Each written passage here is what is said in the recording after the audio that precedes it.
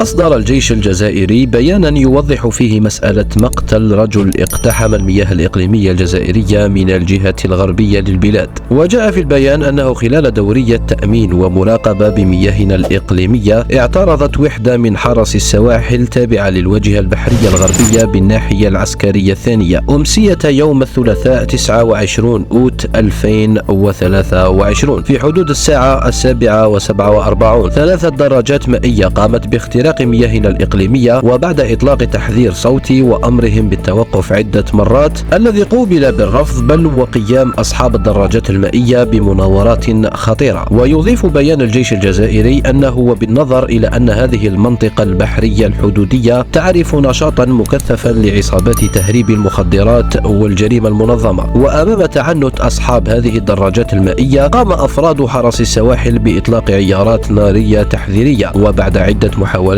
تم اللجوء إلى إطلاق النار على دراجة مائية مما أدى إلى توقف سائقها فيما قام الآخران بالفرار. وأردفت وزارة الدفاع الوطني أنه في يوم الأربعاء 30 أوت 2023 في حدود الساعة 5 مساء وأثناء دورية أخرى لحرس السواحل تم انتشال جثة مجهولة الهوية من جنس ذكر مصابة بطلق ناري تم تحويلها إلى مصلحة حفظ الجثث بمستشفى تلمسان. ودعت وزارة الدفاع الوطني مختلف وسائل الإعلام الوطنية ورواد شبكة التواصل الاجتماعي والمواطنين إلى عدم الانسياق وراء الأخبار المغرضة المتداولة والتي تستهدف المساس بالصورة المشرفة للجيش الوطني الشعبي. ويقود الإعلام المغربي المقرب من دوائر المخزن حملة مغرضة ضد الجيش الوطني الشعبي.